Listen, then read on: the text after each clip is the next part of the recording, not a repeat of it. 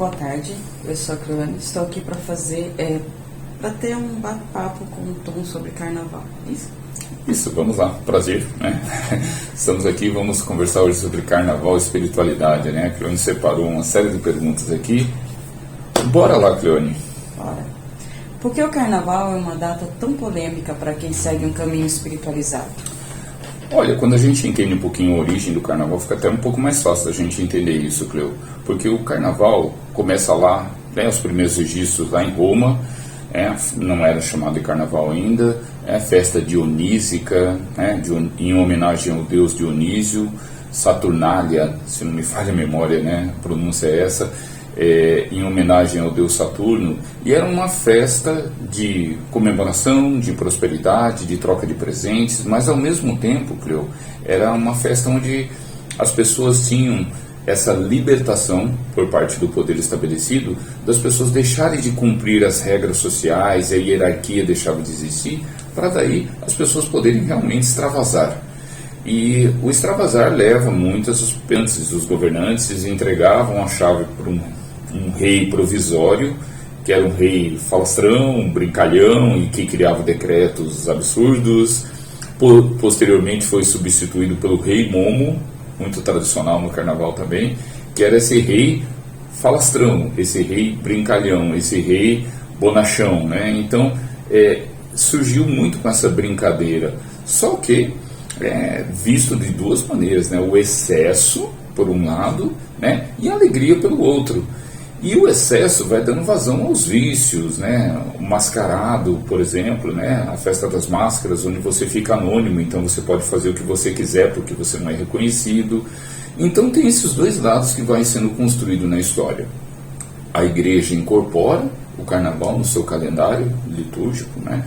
E aí tem esse período que é a festa, né? O carnaval, que antecede um período muito rígido, muito firme, né?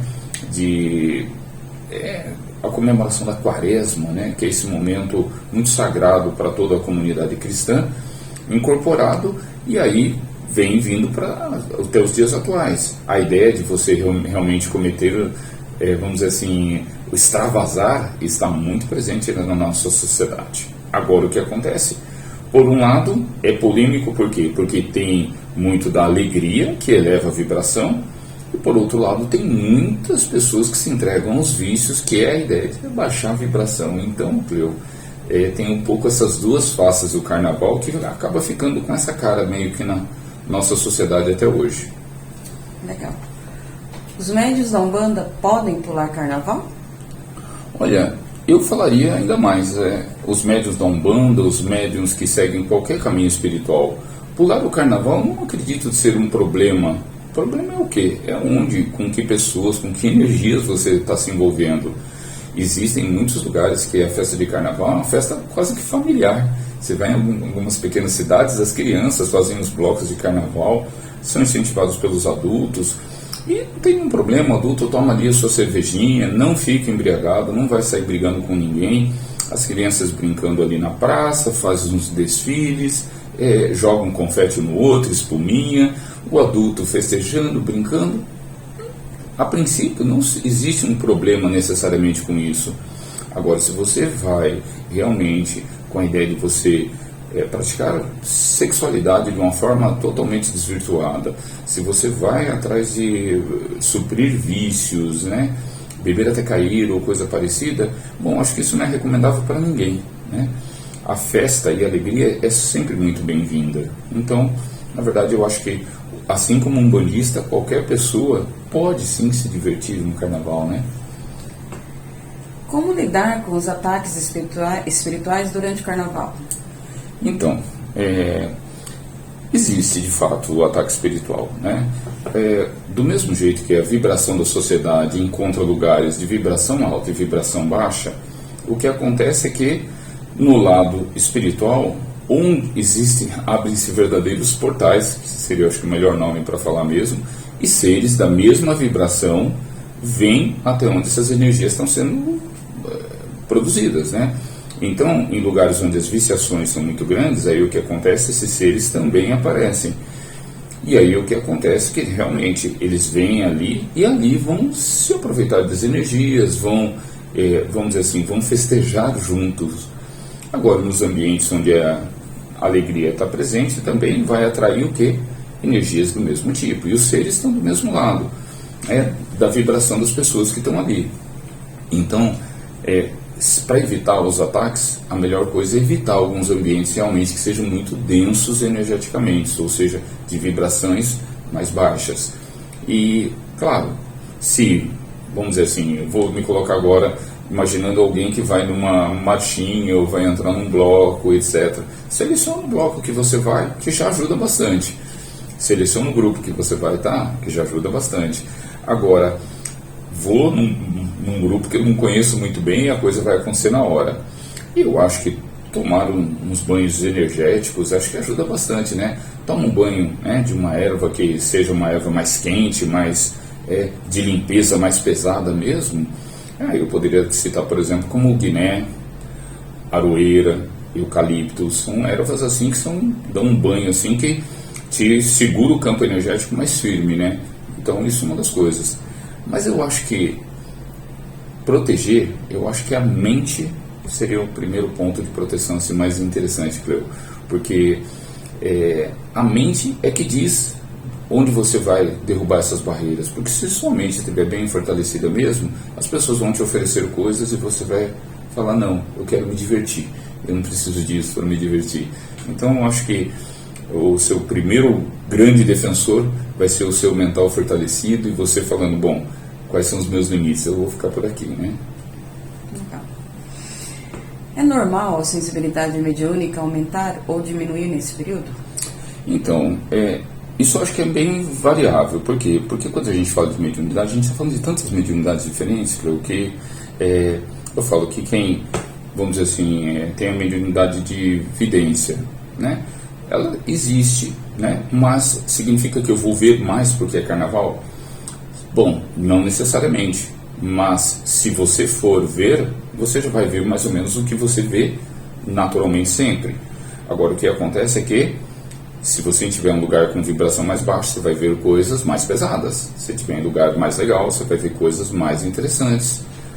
Agora, quem é médium sensitivo, aí eu falo para vocês que entrar no meio da multidão, para quem é médium sensitivo, que ele sente o que o outro sente, aí realmente pode ser um turbilhão de sensações e isso pode desgastar bastante a pessoa, né? Ela passa por altos e baixos no meio das multidões e nessas multidões seres também de multidões, então essas vibrações aí oscilam bastante. Então cada um tem um grau de sensibilidade. Quem é médium ostensivo, eu não recomendaria as multidões para ficar aglomerado mesmo, né? Não mesmo.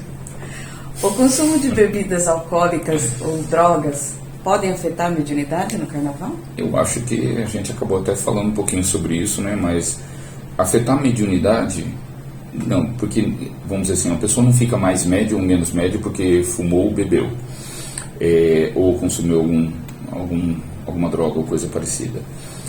O que acontece é que o médium, a sua mente também é esse grande protetor, né? Então, mentalmente, ele sente, se ele está consciente, ele sente que se aproximou uma energia dele ali, e com o passar do tempo, quem é experiente acaba percebendo isso. Ele consegue falar, opa, isso não me pertence, ele já vai fechando o seu campo, ele já vai bloqueando essa ação, não deixa essas ideias ganharem força na sua mente, então ele consegue bloquear. À medida que ele vai perdendo a consciência, as suas energias, aí vira o território de ninguém, aí qualquer energia entra, qualquer pensamento entra, e aí pode bagunçar bem a vida do médium. Então vamos falar um pouquinho sobre carnaval e espiritualidade. Como manter a energia equilibrada durante o carnaval? Olha, até sair, se divertir e tal, volta para casa, eu acho que um bom banho de limpeza, descarregada mesmo, né? Toma um banho de sal grosso, por esses dias eu acho que vai muito bem, toma um banho de sal grosso, limpa. Bom, pelo menos na forma como eu aprendo aqui, eu tomo um banho de sal grosso o corpo inteiro. Isso é um dos motivos de muita gente gostar de festejar na praia, porque as pessoas lá cometem os seus excessos, etc. No dia seguinte é um bom banho de mar, né? dá aquela tranquilizada. Eu acho que também evitar o mesmo lugar e a mesma rotina, né? Ou seja, se for para um lugar pesado aqui no sábado de carnaval, domingo, não sei, no dia seguinte pega um programa mais tranquilo, mais light, vai. Num dia você toma um banho de uma limpeza, uma descarregada boa, no outro dia você já toma um banho energético para dar uma subida na vibração, um alecrim vai bem, uma hortelã, uma camomila, faz um banho que possa te levar para cima, né? Melissa também. Então tem bastante desses banhos que, muitos deles são inclusive, esses todos, não só dá para tomar o banho, como dá para tomar o chá, né? Mas o banho é preparado de forma muito parecida, né? E dá aquela equilibrada, é claro. Todo banho que é ritualístico, a gente reza em cima dele, pedindo boas coisas, né? Aqui já foi, você respondeu praticamente 3 em 1. Ah, sim, a gente... A próxima pergunta. É possível aproveitar o carnaval de forma mais consciente e espiritualizada? Sim, inclusive tem pessoas que optam até por fazer retiros, né? O retiro pode ser uma boa, né? Mas o retiro do ponto de vista de ficar isolado, né? Totalmente, etc., eu acho que ele pode ser útil para alguns casos específicos, mas eu acho que ele não é tão enriquecedor. A ideia de ter uma experiência social, e a gente veio nesse mundo para viver uma experiência social, pelo menos a grandiosa maioria, é um ponto de reflexão, né? Então, se você se isola mesmo, né? E foge de tudo isso, bom, fica a reflexão, né? Por que a gente está encarnado aqui se realmente a gente quer ficar isolado?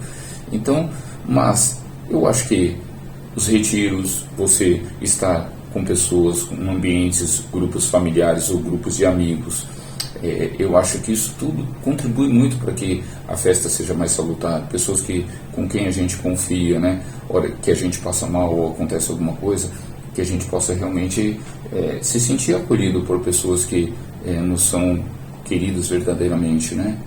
Não sei se eu respondi a sua pergunta ou não. Sim. Sim. Eu me empolguei e a gente vai dando volta. Porque fala do consciente, da espiritualizada, né? Da pessoa ser consciente e espiritualizada no carnaval. Sim. Posso fazer oferendas ou rituais nesse período? Inclusive tem pessoas também que têm dúvida, né?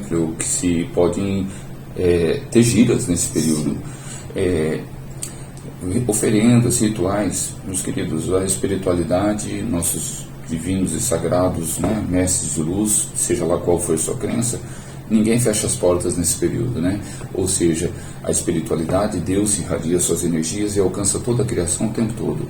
Então tem sim esses portais negativos que são abertos, mas também tem os portais positivos, os portais de luz. Então tem os dois lados disso tudo. E eu acho que não tem nenhum problema de você fazer qualquer tipo de ritual. O banho, como eu já falei agora há pouco, é um tipo de ritual. Acendo minhas velas estão acesas aqui, anjo da guarda e coisas do tipo. Então, fazer banhos, acender vela. Vou fazer uma oferenda para o meu caboclo, né? Estou sentindo uma força aqui. Tem gente que faz na segunda-feira oferenda para pretos velhos. Vou fazer uma oferendinha aqui para os pretos velhos. Vou acender vela para os mestres ascensionados. Eu acho que não existe nenhuma restrição de fato. Inclusive tem pessoas que eu acho que fazem uma coisa maravilhosa, que é fazer gira durante o carnaval. Bom, tem terreiro que faz gira durante o carnaval, sim, em algum desses dias aí que dá um feriado prolongado. E fazer gira significa atender pessoas que na verdade precisam dessa ajuda. E à medida que esses portais todos aí vão aparecendo, né, e criando algumas dificuldades para algumas pessoas, tá lá um grupo de médiuns dentro do terreiro fazendo a bondade de atender essas pessoas, de ajudá-las. Então eu acho muito louvável. No nosso templo, a gente realmente oferece esses dias para que os médiuns e as equipes descansem, para retomar com força total depois. Inclusive, eu acho que é uma coisa bacana. Tem terreiro que não funciona, tem templos espiritualistas que não funcionam durante o período de quaresma. Isso muito vem da criação, da crença de cada um, né? Quem hoje é um bandista, ou quem hoje é espiritualista, mas ali atrás foi muito católico, normalmente segue isso como regra por causa da Igreja Católica, né? Agora, não é o caso do nosso trabalho lá no Teu Caminho de Aruanda. Ótimo. Poderia repetir de novo qual o banho de descarrego, qual as ervas, né, que pode ser usado para depois de muita agitação? Então, ou seja, aquele momento que você colocou o pé na jaca mesmo, né? E realmente, se a coisa ficou muito pesada mesmo, aí é bacana que os banhos sejam banhos intensos de limpeza energética, né? Uma combinação às vezes ajuda muito, né? E sempre vale a dica, né? Você tem que pegar ervas que você tem certeza que você não tem alergia. Então terminou de preparar um banho de ervas, molha a mão ali, passa no cotovelo aqui. Espera uma horinha. Pipocou, deu coceira, ficou tudo vermelho, nem coloque na cabeça. Eu me lembro da Cleo uma vez, fez um banho de uma erva que ela não conhecia, pela primeira vez ficou toda empelotada, né? Então, tome esse cuidado. Mas poderia falar que o banho de Dandá da Costa, né, junto com o próprio Guiné e junto com a Arruda, poderia ser um banho de uma limpeza pesadona, assim, para realmente, levantar a pessoa de novo, né? O sal grosso vai muito bem também, né, numa situação como essa. E deixa eu ver uma terceira misturinha aqui que seria bacana. Olha, aroeira com picão preto também poderia ser uma boa combinação aí para dar uma limpeza energética mais significativa, viu? Picão preto é aquela plantinha mesmo que solta aqueles espinhozinhos lá, que gruda na perna e tal. Aqui, a folha dele, não usa o espinho não, tá? Fazer o banho. Então também é um banho de limpeza. De novo, rezar sobre ele, pedir toda essa força, né? Vamos falar sobre um outro tópico, sobre autoconhecimento e reflexão. Vamos lá. Como saber se minha energia foi afetada após um evento muito cheio? Olha, algumas sensações, né? Primeiro, começar a bocejar demais e sentindo como se você desse uma grande sonolência. Normalmente, em ambientes como esse, é porque a vibração está baixando. Começar a ter pensamentos que não fazem parte, né, da sua estrutura, né? Suponha que você é uma pessoa que não tem determinados vícios e começa a vir, nossa, eu estou morrendo de vontade de fumar aquele cigarrinho diferente ali, que não sei o que, nossa, gostaria de pegar uma pílula aqui disso, daquilo. Não é seu isso, se não tem esse hábito, de onde está vindo esse pensamento? Eu acho que, de novo, começou a surgir uma raiva dentro de você, de uma pessoa que não tem motivo nenhum para ter uma raiva. De repente, você está começando a ser influenciado mentalmente, está começando a aparecer energias e uma excitação, de repente, em você, em qualquer sentido, né? Desde o sexual até uma excitação que vai levar para a violência. Fique vigilante, pare um pouquinho, saia do ambiente, vai tomar um ar. E isso é um segredo às vezes, é sair do ambiente para o ambiente onde a energia circula mais. Sai para lá de fora, uma varanda e tal, respira um ar puro, pensa um pouquinho, permite que essa energia circule, e o ar tem essa capacidade, né, de movimentar e tal. Respira fundo, que eu acho que pode ser uma boa maneira de você dar uma segurada nessa onda toda que normalmente pode vir mesmo. Então isso ajuda a você manter um pouco mais a serenidade e o equilíbrio. Não sei se eu respondi a pergunta de maneira por aí mesmo. O que significa quando me sinto muito cansado depois de ir para a folia? Bom, a gente tem o lado físico das coisas, né? E tem gente que fala, ai, poxa vida, né? Cheguei aqui, nossa, tô todo quebrado hoje e tal. Poxa, só pode ter sido carga, né, da festa de ontem. Pode ser, mas também pode não ser, né? Aí pergunta pra pessoa, e aí? Não, eu sambei a noite inteira, tal, dancei e tal. E, claro, o corpo fica cansado, né? Você não dormiu nada, então você fica meio bagaçado no dia seguinte. Isso é meio normal, né? É uma condição física. Agora, a condição energética é exatamente isso, né? Você não cometeu excessos o suficiente para o seu corpo estar naquela condição, para a sua energia. Agora, o estado mental eu acho que é mais importante ainda do que a resposta física no seu corpo. Voltei de mau humor, um mau humor que não é meu, eu voltei triste, eu voltei muito acelerado. São estados mentais ou emocionais que não me pertencem. São boas dicas de perceber que alguma coisa não está indo bem. Aí, ou você vai meditar um pouco, vai tentar tranquilizar essa mente, vai fazer os banhos que a gente já conversou aqui, que eu acho que podem ser boas medidas. Ok. O que fazer quando me sinto desconectado espiritualmente, principalmente nesse período? Então, é meio que normal. Eu acho que ficar um pouco desconectado, a nossa vida ela oscila entre a gente estar aqui um pouco com o pé lá e um pouco com o pé cá, né? Eu gosto muito do caminho do budismo, né, que defende a ideia de o caminho do meio ser o melhor. Ninguém vive só na espiritualidade, nem só na materialidade. Então esse caminho do meio, normal. Então a gente passa por fases da vida, e o catolicismo propõe até isso, né? Ó, fica aqui um pouco aqui na materialidade, porque agora a gente vai chamar aqui na quaresma para espiritualidade. Então, transitar por esses lugares, não existe nenhum problema assim, né? Então, eu acho que lidar com isso tudo de uma forma natural, eu acho que é meio tranquilo. Bom, agora, quero e vou praticar uma ação que é espiritual, vou participar de uma gira, vou participar de uma sessão espírita, e aí, claro, você tem que estar sereno mentalmente. Então, para quem é espírita, claro, orações, e sabe, meditações, escute músicas que elevam sua vibração, e, claro, vá lá para o seu trabalho. Agora, se é um período realmente que você está se propondo a ficar um pouco mais tranquilo, viver um pouco mais o mundo mesmo e compartilhar essa alegria com seus presentes, com seus familiares, então sinta e se dê essa oportunidade de ficar aqui mesmo, e depois a gente volta para cá. Passou esse período, quarta-feira de cinza, a gente enterra tudo isso, né? E a gente segue com a vida de uma forma tranquila. E nós, por exemplo, aqui no templo, né, no Teu Caminho Zeruanda, no sábado seguinte, não esse de carnaval, sábado seguinte, depois da quarta-feira de cinzas, a gente vai ter uma gira de pretos velhos. Aí, depois disso daí, a gente vai chamar rapidamente todos os médios do grupo. Ó, gente, acabou quarta-feira de cinzas, todo mundo se preparando, e começa um preparo para que no dia do trabalho a gente esteja com a elevação lá em cima, para a gente fazer um lindo trabalho espiritual. Legal. Vamos a outro tópico. Cultura e ensino sobre a Umbanda.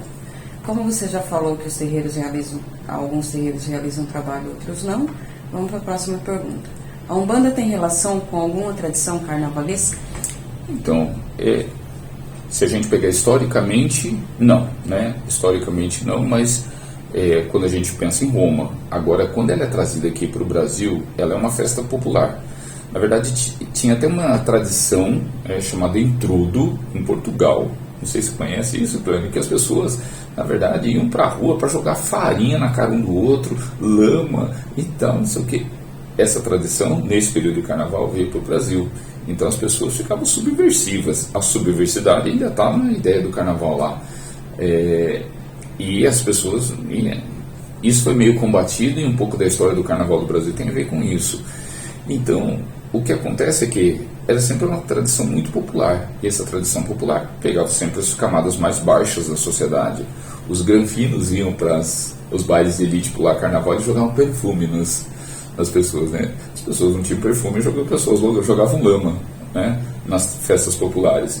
Então, até tem uns traços disso ainda hoje por aí. Aí o que acontece? Então esse carnaval pegou muitas pessoas, né, dessas classes mais populares. E nas classes populares, quem estavam? Muitos dos negros. Então, essa tradição acaba vindo um pouco com o movimento afrodescendente no Brasil, e aí que eles incorporam um instrumento de percussão, coisa que não é da Europa, e aí você começa a ver que o nosso carnaval tem muito um ritmo de samba, e o ritmo do samba está na cultura popular, dentro da Umbanda, dentro do Candomblé e dentro das outras matrizes afro. Então você vê que a percussão, a alegria, e já é uma coisa que da África vem muito para essa cultura aqui, né, de usar muitas cores, os desfiles. Então ganhou realmente o Brasil logo de cara, lá no Brasil colonial ainda, e aí foi crescendo. E aí os negros incorporam uma ideia dentro da cultura que é justamente chamar isso de como se fosse uma força sagrada, uma manifestação que não é contrária à alegria. E aí o que eles chamam de trazer a força do orixá para a rua, para os locais, é que eles chamam de afoxé. Então o afoxé tem muito dessa manifestação. Então, muito para esses descendentes da matriz afro-brasileira, o carnaval tem um aspecto também um pouco sagrado trazido para cá. É claro que é todo mundo que vê isso dessa maneira? Não. Mas para a gente que toca tambor, né, dentro da Umbanda, dentro do Candomblé, então a gente vê esses movimentos e a gente escuta esses sambas sendo tocados, E a gente se identifica com esse ritmo, com essa alegria, com essa brasilidade que é muito própria da Umbanda, né? Então a gente não é contrário ao carnaval de forma nenhuma, mas fala que não é um ritual religioso, mas vamos dizer assim que ele está muito perto da nossa raiz cultural. Existe algum guia ou orixá que pode ajudar a manter o equilíbrio durante o carnaval? Tem sim, eu acho que em primeiro lugar eu recomendaria que se você tem um guia que pertence ao seu coração, um guia que você tem aquele apego, aquele carinho, é ele, é ele, o seu primeiro contato, é ele que tem um contato mais íntimo com você. Então eu acho que se apegar com ele, eu acho que sempre um bom começo. Agora, se não existe esse apego e você está aqui iniciando, vai depender um pouquinho do que está acontecendo. Você passou por esse momento todo e a sua cabeça ficou meio agitada, você está sentindo as coisas meio estranhas, eu acredito que talvez você fazer algum procedimento, banhos ou coisas ou rituais trazendo a força de Oxalá, que é o Senhor das cabeças, eu acho que realmente pode ser uma boa. Agora, se seu corpo, seu geral que está meio desequilibrado, etc., eu iria com Xangô, né? Se realmente você ficou muito avoado tal, e você precisa botar os pés no chão de volta, né? Eu iria com o Mulu, com o Baluaê, para te dar estabilidade, né?